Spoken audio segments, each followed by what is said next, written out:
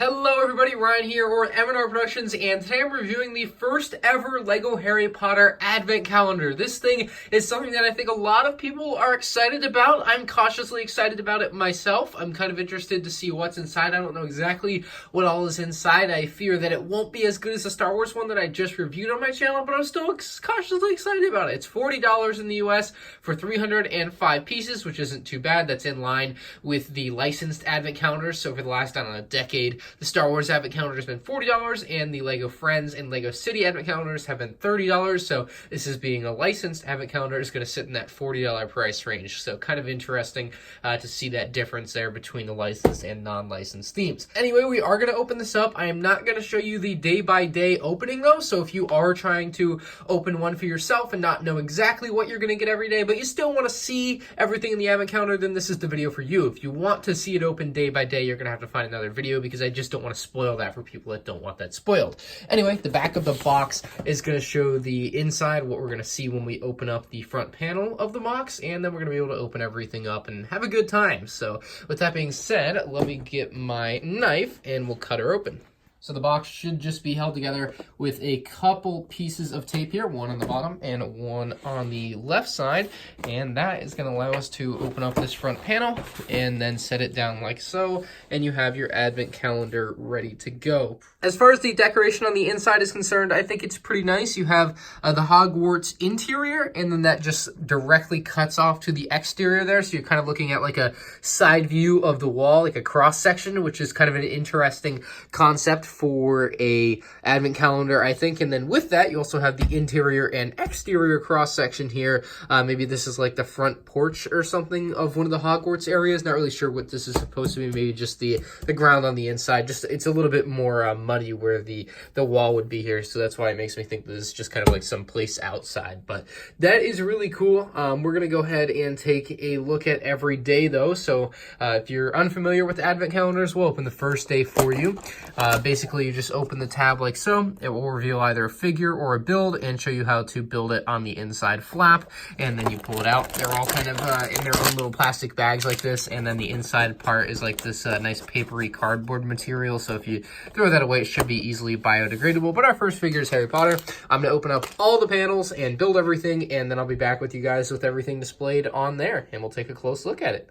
And here is the entire thing opened and built. And I must say, I'm not entirely too impressed with what we've gotten out of this particular Advent calendar. You guys can draw your conclusions in the comment section below, of course. Let me know what you guys think. But unlike the Star Wars Advent calendar and stuff, I just don't see as much value in something like this for Harry Potter. Maybe if they did it again next year, they could add some more actual like vehicles and ships and stuff, whatever, from Harry Potter, like the triple-decker bus or the Whomping Willow. Like, there's a lot more that they could do with something like this, but this feels like it's a great Hall nativity scene, and I'm just not really feeling that. So we'll start out with all like the little models, and then we'll do the figures after, but there are your 6 figures there. I think the Lego.com description counts the Hedwig as a minifigure, but I don't really know about that. And we also have this golden statue type minifigure, which is weird as well. But all right, let's talk about the actual builds in here. We have the flags of all of the houses of Hogwarts. So that's there.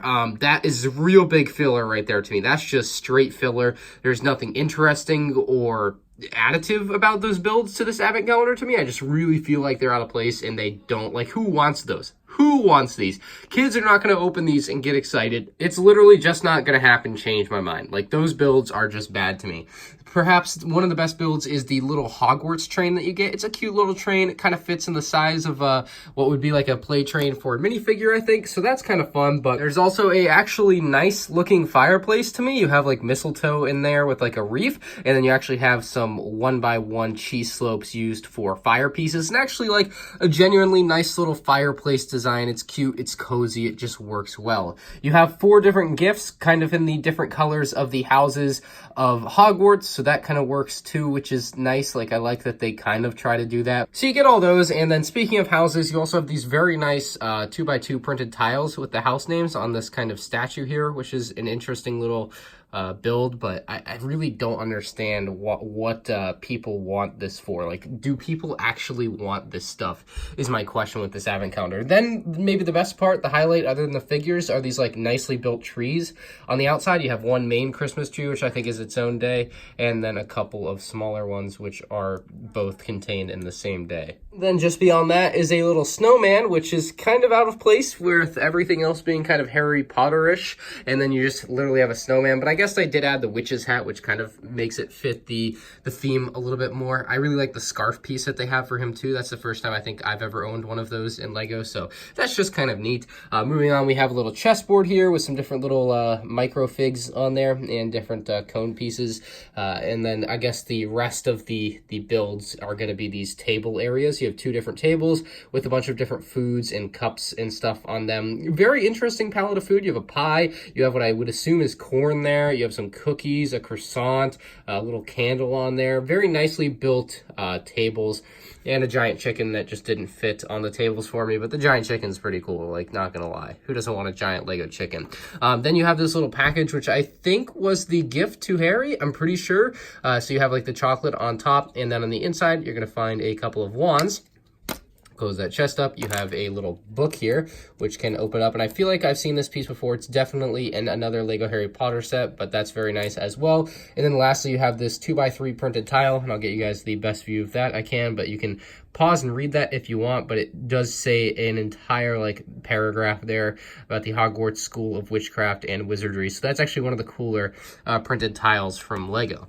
Anyway, we do have 6 figures. So let's take a look at them up close and personal. Starting with a close-up of the Harry Potter figure, you can see he's wearing kind of a nice sweater. It's got an H on it for Harry, and it's kind of got like a starry pattern on the shirt as well. Flipping that around back, you'll see that same pattern continued, bar the H on the front, and then removing his hair, you'll see he does have 2 faces. So he's got a smile, and then he's got a much more scared face on the front side, and of course is using a dark brown wand. A solid figure exclusive to this set, and he has regular short legs. Figure number 2 is going to be Hermione Granger. She's also rocking the scared face for her main face. She's got a dark tan wand, and she's got a very nice Gryffindor style torso with the scarf and the little emblem there. Even a little bit on, I think it's like a bit of a tie there. I can't remember what exactly she's got going on there. And then on the back side, just a pretty simple print, and removing her hairpiece will reveal a pretty simple smiling face. So that's Hermione Granger. Nice figure for the set, just nothing crazy. Next up is Ron Weasley. He's got the R for Ron on his torso, nicely stitched in there. Same kind of pattern as Harry Potter.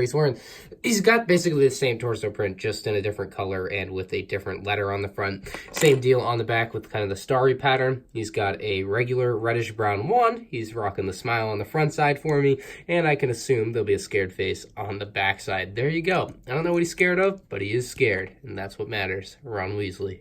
Albus Dumbledore is also included in the set, and my god, does he look good to me. He's got an awesome torso and leg print, and a little bit there on the waist, which is continuous down to the legs. You can see the backside print, which I'll get a better look at by removing that, is also very awesome. He does have a second facial expression on the backside as well, and his beard does cover up a good bit of the torso print, so we'll get his... Turns out it's actually a bit harder to remove the head than I thought. Maybe we'll just get a guillotine. I don't know. Maybe we won't be looking at his torso print today. I can't get it off. Albus Dumbledore, everybody. We'll just assume it. I guess it doesn't really matter what his torso print looks like. It's not like you guys are going to take his beard off anyway. At least I hope not. He'd look weird.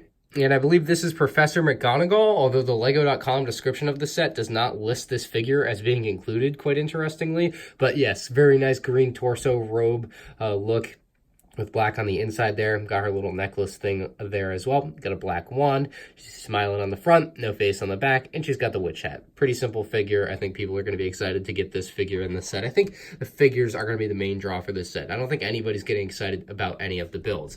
Lastly, we have what I believe is a Hogwarts Architect, according to the Lego.com description. He's got quite a face going on there. He's got like an O face. He's got a little bow tie, beautiful striped shirt underneath his vest, regular small legs, reddish brown wand, and the backside print is pretty straightforward, simple, and there's his backside face with a little bit more teeth shown than the front side. Nice figure selection overall.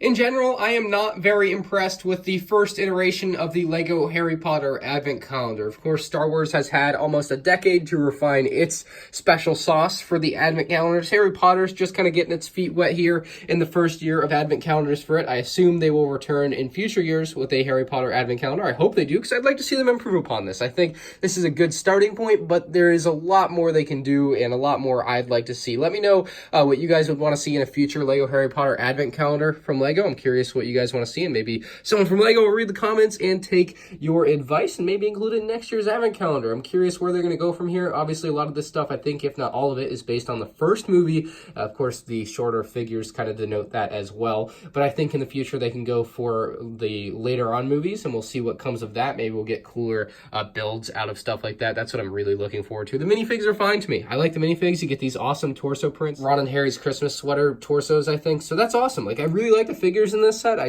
The builds really kill it for me. There's just nothing exciting in here at all to me besides maybe the Hogwarts train and that printed piece, but everything else, just there's nothing really for me personally. So let me know what you guys think about it in the comments section below. Maybe I'm just personally down on this set. Maybe you guys will be more up on it than I am, but I just don't see $40 being worth it for this Harry Potter Advent calendar. That Harry Potter tax is really killing it for me. If this was $30, I'd be a little bit more on the good side with it, but I just can't get behind many of these builds. So let me know what you guys think down below. I'm going to give this set a 7 out of 10. I look forward to them building upon this in future years for LEGO Harry Potter Advent calendars. Thank you for watching, and I'll see you in the next one. Peace out.